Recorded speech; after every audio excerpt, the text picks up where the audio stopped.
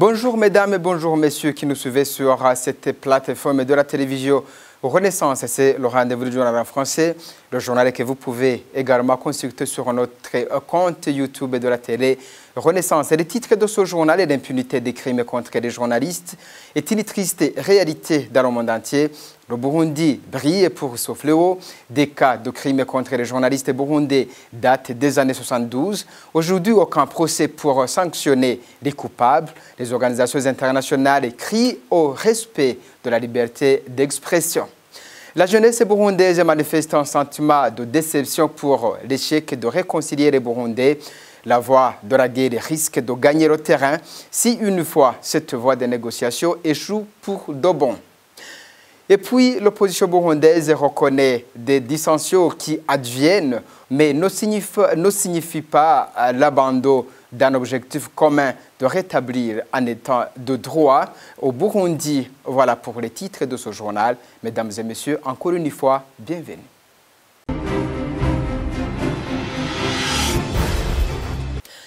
Je vous le disais dans les titres de ce journal, le facilitateur dans le conflit burundais veut qu'il y ait une feuille de route qui synthétise celle convenue par les politiciens intérieurs.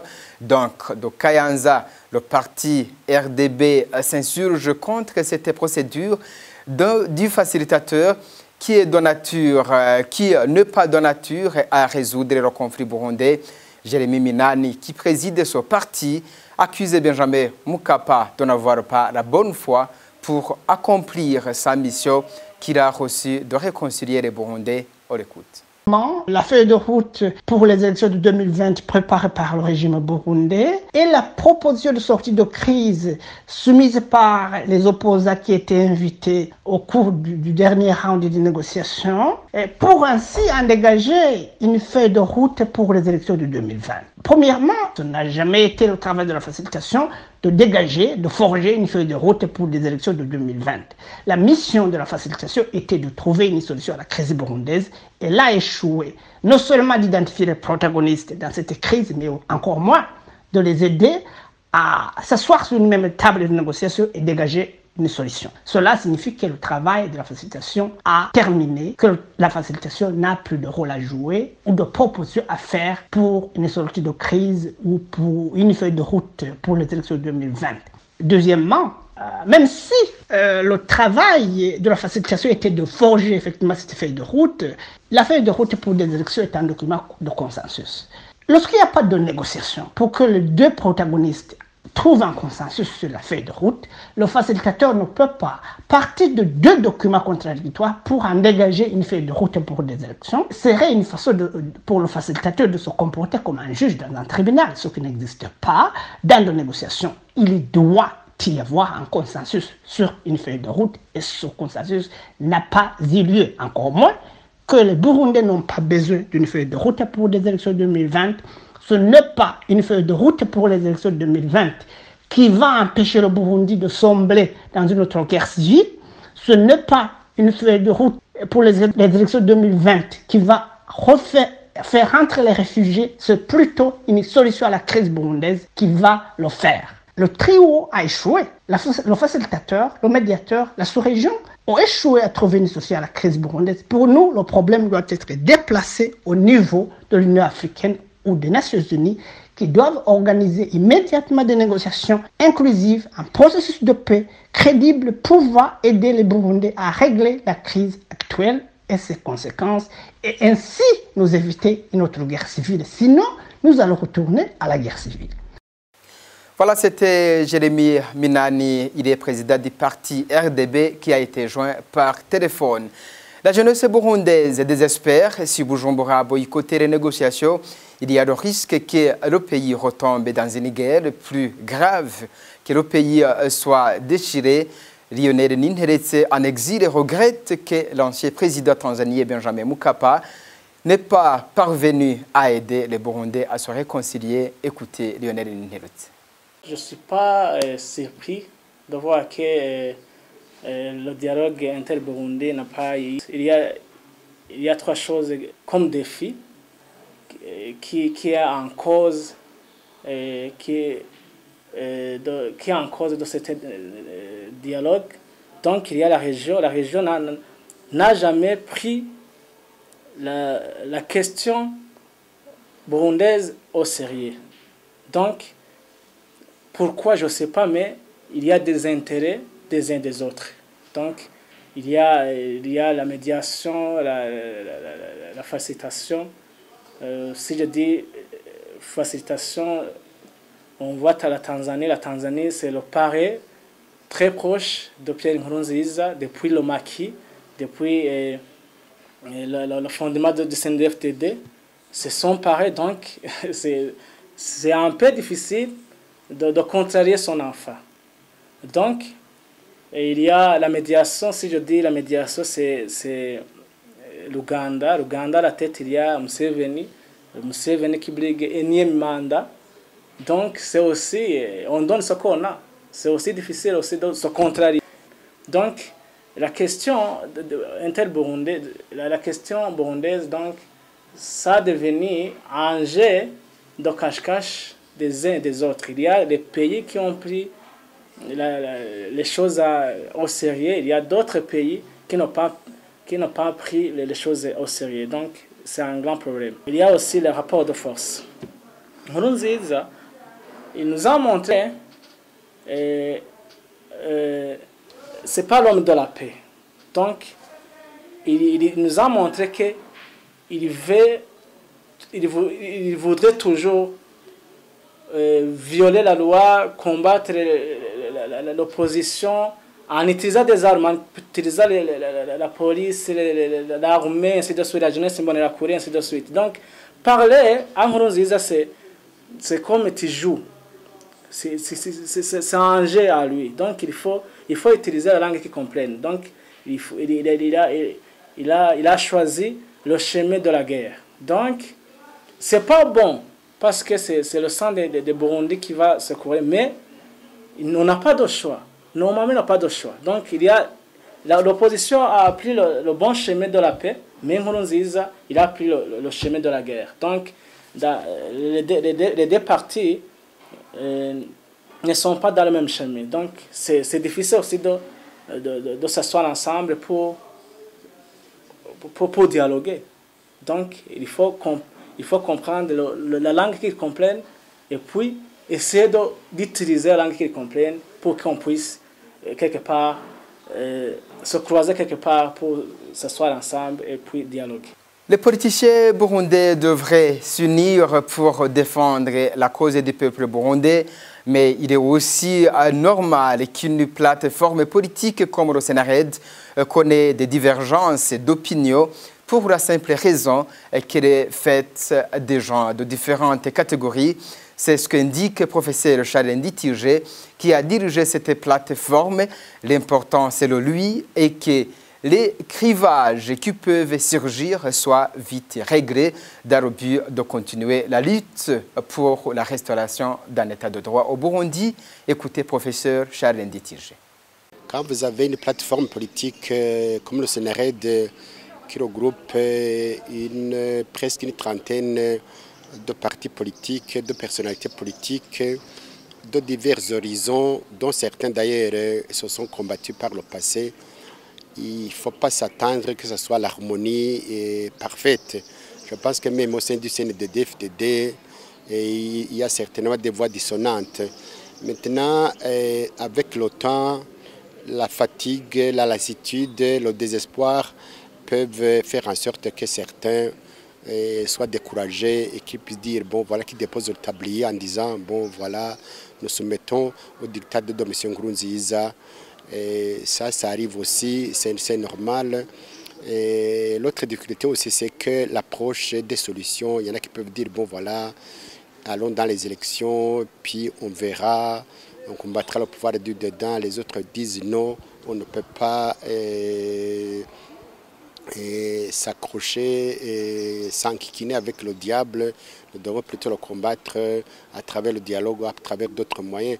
Et tout ça, ce sont des visions, des stratégies de lutte qui sont différentes, qui peuvent faire en sorte qu'il n'y a pas toujours le consensus au niveau de la direction qu'il faut prendre. Ce qu'il faut, c'est plutôt de gérer et toutes ces difficultés, toutes ces différences de stratégie et surtout mettre en avant l'intérêt général. Je pense que si nous mettons en avant l'intérêt général, si nous oublions de nous placer au devant de la scène pour défendre nos intérêts, si nous mettons en sourdine nos égos en disant qu'est-ce que je deviens demain, que devient demain mon parti, je pense que ça sera la meilleure démarche de nous mettre ensemble en disant quel est l'intérêt général et par quels moyens pouvons-nous libérer le peuple burundais, et qui doivent compter et avec qui devons-nous compter. Je pense qu'en ratissant large, en nous rassemblant autour d'une vision commune et des stratégies communes, nous pouvons dépasser ces divergences et ces clivages.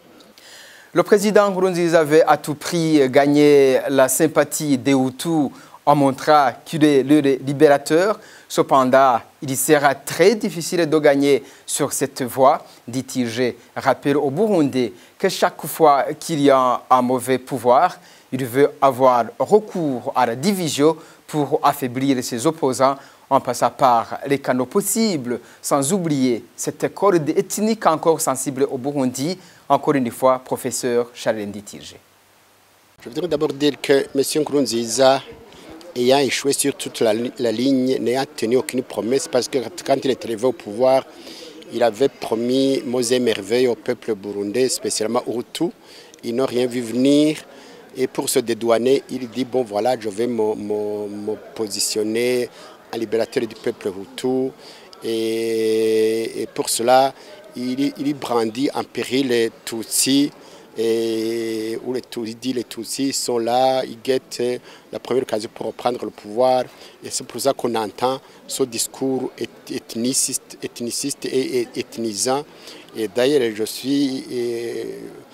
on a constaté que d'ailleurs la dernière session du Conseil des droits de l'homme des Nations Unies a pointé du doigt en disant que celui qui vient en tête pour distiller ce discours haineux, c'est le président Nkurunziza.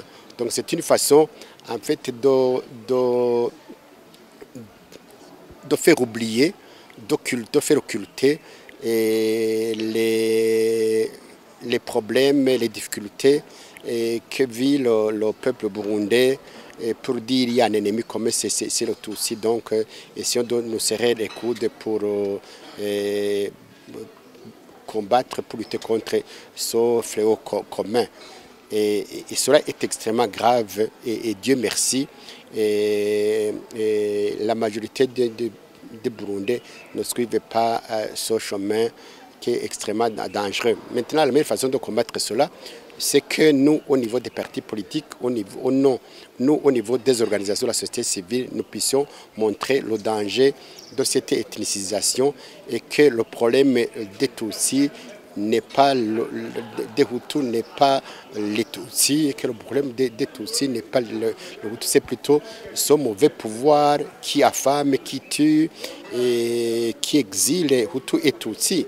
Donc nous devrions lutter contre ce discours en enseignant le discours de l'unité, en évitant toute démarche, toute attitude qui puisse porter atteinte à l'unité nationale. Droits de l'homme pour continuer ce journal. Et depuis l'assassinat de deux journalistes de la radio internationale de France et RFI, l'UNESCO a institué la journée internationale de la fin de l'impunité pour les crimes commis contre les journalistes, non seulement en mémoire de ces deux Français, mais aussi en mémoire de tous les journalistes qui ont été tués ou qui subissent des violences alors qu'ils cherchent à informer le monde. Au Burundi, c'est l'impunité au vrai sens du terme, les crimes qui ont secoué les crises qui ont secoué le pays n'ont pas épargné les journalistes. Innocent Muhozi se rappelle des anciens de la radio nationale du Burundi qui ont été tués en 1972. Plus tard, ses collègues tués en 1993. Ces journalistes ont été tués pour aller des métiers, d'autres ont été victimes de leur ethnie. Suivez Innocent Muhozi, il est journaliste et directeur de la télévision Renaissance. Bon, aujourd'hui, il y a des crimes qui sont commis contre les journalistes de manière grotesque et grossière et sans faux fouillant. Il y a notre collègue Jean Bigirman qui a été enlevé par le service de renseignement, qui a certainement été tué. Il y a notre confrère, encore une fois, et un ami à moi de longue date, Christophe Ngezabahizi, qui a été tué, ainsi que toute sa famille, chez lui à la maison, par des militaires. il y a eu avant Simbizi qui avait été tué, qui était un rédacteur en chef à la radio nationale dans les années 90. Il y a eu Alexis Bandiatou-Yaga. Et plus avant encore, il y a eu Damien Kayanda qui était le meilleur présentateur du journal en Kirundi en 72 à la radio nationale. Il y avait un des plus sympathiques animateurs à l'époque, Joseph Tafauti, qui aussi ont été tués en 72. Il y avait une équipe de reportage de la radio nationale qui était à Rumongue et qui a été tuée par le groupe rebelle qui attaquait à cette époque-là. Donc l'histoire de la violence au Burundi n'a pas épargné les gens des médias. Aujourd'hui, c'est encore plus grotesque. Les médias ont été attaqués par l'armée, par la police, à la roquette, à la mitrailleuse, à la grenade. Ils sont toujours occupés par la police avec des décisions du procureur. Donc c'est une longue histoire qui ne diffère en rien de celle de tous les autres Burundais en fait. Et qui commet ces crimes? Comme je vous dis, il y a eu en 72, les premières victimes ont été tuées par le groupe rebelle qui a attaqué, qui ont brûlé la voiture émettrice de l'époque, sur laquelle était écrit le sigle Voix de la Révolution, et qui a tué. Il y a même une photo qu'on peut retrouver dans certaines archives avec cette voiture et le journaliste mort qui était étendu à côté. Après, c'est la répression, c'est-à-dire l'État, l'armée, qui ont tué les Kayanda, les Tafauti dans les années 72, et puis les Bandiatou-Yaga, Alexis Kamenge, les Simbizi. Et encore aujourd'hui, c'est toujours l'État qui a tué Christophe Ngezabahizi, qui a tué Jean Bigirimana, qui a fait disparaître Jean Bigirimana tout au moins, et qui a détruit nos médias et qui les occupe toujours, qui a forcé à l'exil plus de 100 journalistes. Qui brutalise chaque fois des journalistes en reportage pour ceux qui sont encore au pays. Donc l'État a été central dans tous ces crimes. Et pour tous ces cas de crimes, aucun procès n'a été à la justice pour punir les coupables. Malheureusement, il est difficile de croire qu'aujourd'hui, au Burundi, il peut y avoir une amélioration tant que le pouvoir en place est le commanditaire de tous ces crimes. Encore une fois, Innocent Mozi. Bon, l'impunité, de toute façon, l'impunité appelle d'autres crimes de toute façon.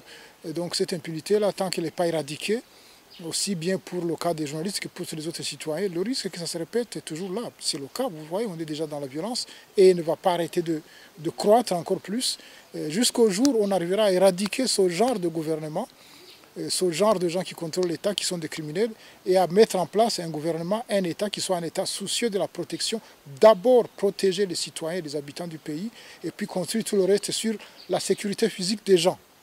Justement, par rapport à cette journée de lutte contre l'impunité pour les crimes commis contre les journalistes, le secrétaire général des Nations Unies, Antonio Guterres, dans son communiqué à l'occasion de cette journée, il précise que durant ces 10 dernières années, plus de 89 journalistes ont été tués alors qu'ils exerçaient les métiers. Antonio Guterres demande au gouvernement de protéger les journalistes afin qu'ils soient toujours attachés au droit fondamental qui est la liberté d'expression. Suivez Antonio Guterres. Just over a decade, more than 1,000 journalists have been killed while carrying out their indispensable work. 9 out of 10 cases are unresolved, with no one held accountable. Female journalists are often at greater risk of being targeted, not only for their reporting, but also because of their gender, including through the threat of sexual violence. This year alone, at least 88 journalists have been killed. Many thousands more have been attacked, harassed, detained or imprisoned on spurious charges without due process. And this is outrageous. This should not become the new normal. When journalists are targeted, societies as a whole pay a price. I'm deeply troubled by the growing number of attacks and the culture of impunity. And I call on governments and the international community to protect journalists and to create the conditions they need to do their work. On this day, I pay tribute to journalists who do their jobs every day despite intimidation and threats. Their work, and that of their fallen colleagues, reminds us that truth never dies. Neither must our commitment to the fundamental right to freedom of expression. Reporting is not a crime. Together, let us stand up for journalists, for truth and for justice. Thank you. C'est aussi la branche des Nations Unies qui a institué cette journée UNESCO, qui a sorti une déclaration selon laquelle la liberté d'expression est le seul moyen de garantir un développement durable d'un pays. Le chargé de communication Franck Larue indique qu'il est impératif que la sécurité des journalistes soit une priorité et que les crimes commis soient punis. On l'écoute. Safety of journalists is an essential element for freedom of expression. La sécurité des journalistes est la garantie pour la liberté d'expression, la démocratie et l'émancipation. Notre institution des Nations Unies reconnaît cette journée comme une base du développement. Le métier des journalistes est la première source d'information que nous avons. Donc, c'est vraiment prioritaire d'assurer leur sécurité. Et cela doit figurer dans le plan de développement des pays. Il est clair que ce qui est à la base des violences contre les journalistes est l'impunité. Il y a un manque des enquêtes pour tous les assassinats commis à l'endroit des journalistes. Chaque fois qu'il advient un incident d'agression aux journalistes, il n'est pas puni. Ce qui signifie que cela peut reprendre demain ou après-demain. Il est donc important d'éradiquer l'impunité. C'est ce que nous commémorons chaque 2 novembre de l'année en mémoire des journalistes qui ont été tués au Mali. Voilà notre message important cette année. Aucun cas de violence contre un journaliste ne doit passer inaperçu. Une investigation sérieuse doit être faite pour montrer le mobile et les auteurs de ces violences. And then we must determine what was the origin and who were the culprits. Voilà, mesdames et messieurs, c'est ici que prend fin ce journal. Merci de nous avoir suivis. À la prochaine.